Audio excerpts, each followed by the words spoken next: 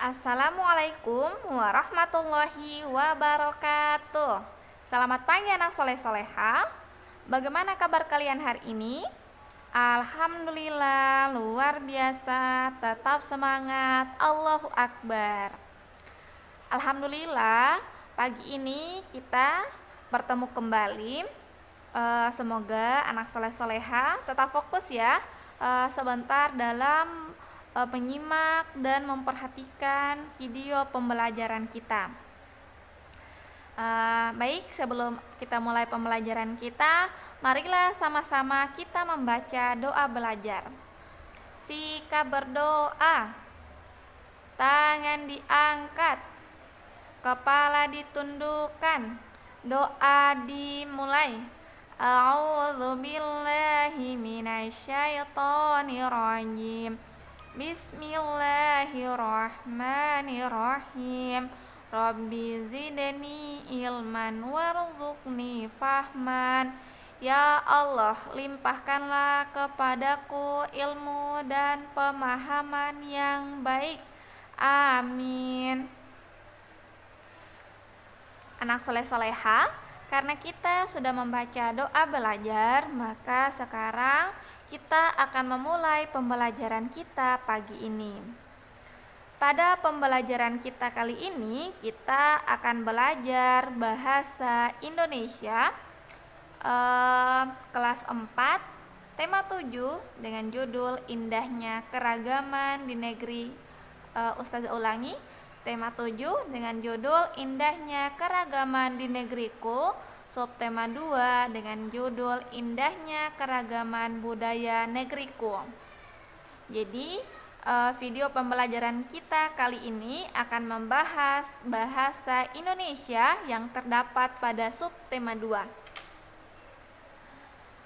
Anak soleh-soleha, pagi ini tujuan pembelajaran kita itu ada 3. Yang pertama, melalui penjelasan guru, siswa mampu memahami dan mengartikan kata sulit pada teks dengan benar. Kedua, melalui penjelasan guru, siswa mampu menemukan dan menjelaskan pokok pikiran setiap paragraf dengan benar.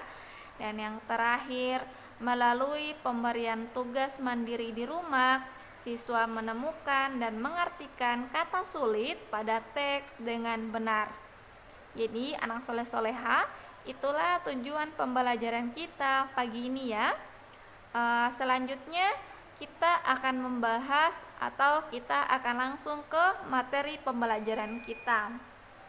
Anak soleh-soleha, kita akan membahas tentang kata sulit, dan sebelumnya kita pernah membahasnya pada pembelajaran sebelumnya, yaitu pada subtema 1. Tentu kamu pernah menemukan kata-kata sulit yang belum kamu ketahui artinya.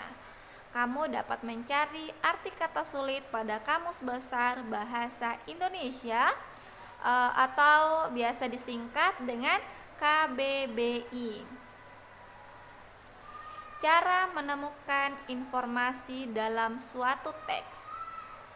Yang pertama itu baca teks dengan seksama, kemudian rumuskan pertanyaan akronim, apa, di mana, kapan, siapa, mengapa, dan bagaimana. Kemudian temukan jawaban dari pertanyaan yang telah dirumuskan. Jadi begitu ya cara menemukan informasi dalam suatu teks. Menjelaskan kata sulit dalam teks non-fiksi. Anak soleh-soleha, saat membaca tentu kamu pernah menemukan kata-kata yang belum kamu ketahui artinya. Kamu dapat mencari arti kata tersebut pada Kamus Besar Bahasa Indonesia atau KBBI. Memahami arti kata sulit dapat kamu latih dengan terus membaca dan mencatat pada selembar kertas arti kata tersebut. Berikut adalah hal-hal yang dapat dilakukan untuk menemukan informasi dalam suatu teks. Yang pertama, bacalah dengan bacalah teks dengan seksama. Kemudian rumuskan pertanyaan dengan konsep akronim adik Simba, apa, di mana, kapan, siapa, mengapa, dan bagaimana. Kemudian temukan jawaban dari pertanyaan yang telah dirumuskan.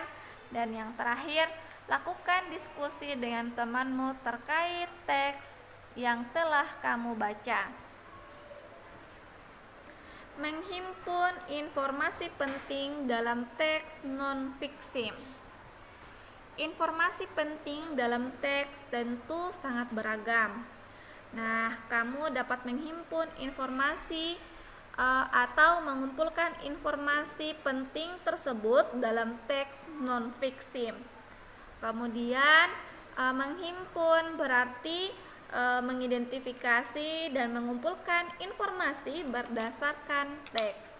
Dan yang terakhir atau selanjutnya, informasi yang telah kamu peroleh sebaiknya dicatat agar kamu dapat Ustazah ulangi, informasi yang telah kamu peroleh sebaiknya dicatat agar kamu tidak lupa dan dapat membagikannya kepada orang lain.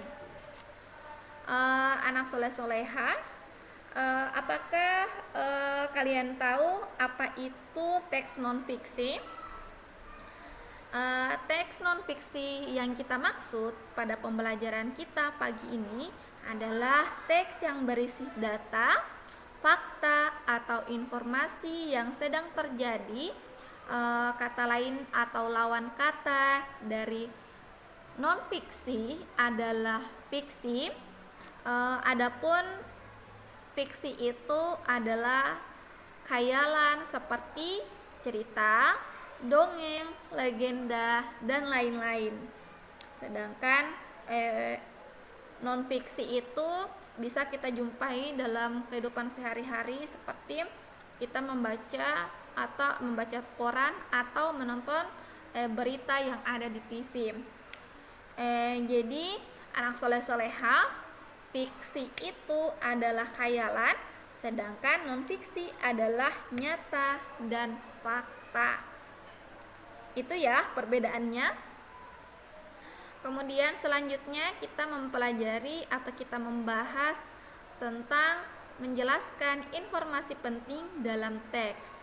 Nah, perhatikan hal-hal berikut saat menjelaskan informasi penting dalam teks.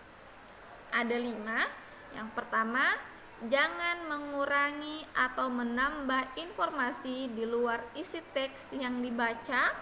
Kemudian, jika ada kata sulit, carilah arti terlebih dahulu, lalu jelaskan arti kata tersebut menggunakan bahasa yang mudah dimengerti. Yang ketiga, catatlah dan jelaskan bukti atau fakta yang mendukung isi teks. Keempat, jangan menggabungkan informasi yang didapat dengan tanggapan atau komentarmu tentang teks tersebut. Dan yang terakhir, gunakan bahasa yang santun dan mudah dipahami oleh orang lain. Jadi itulah 5 hal-hal yang perlu saat menjelaskan informasi penting dalam suatu teks. Informasi penting dalam teks non-fiksi dapat disampaikan secara lisan. Langkah-langkah yang dapat kamu lakukan saat menyampaikan informasi penting dalam teks sama dengan saat kamu menjelaskan isi teks secara tertulis. Jadi anak soleh-soleha, itulah pembahasan kita pada pembelajaran pagi ini bahasa Indonesia. Sekarang kita masuk di pemberian tugas.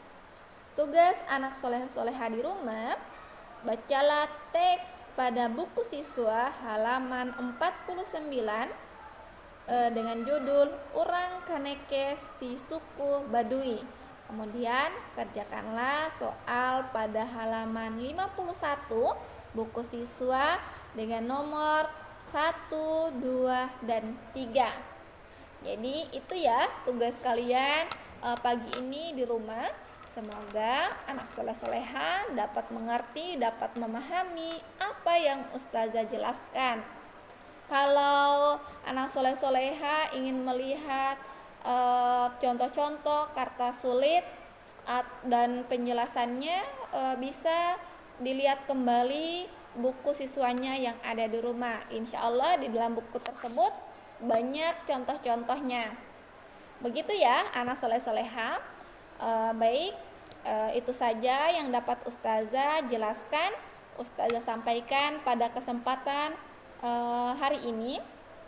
Semoga dapat memahaminya, semoga dapat mengerti apa yang Ustazah jelaskan.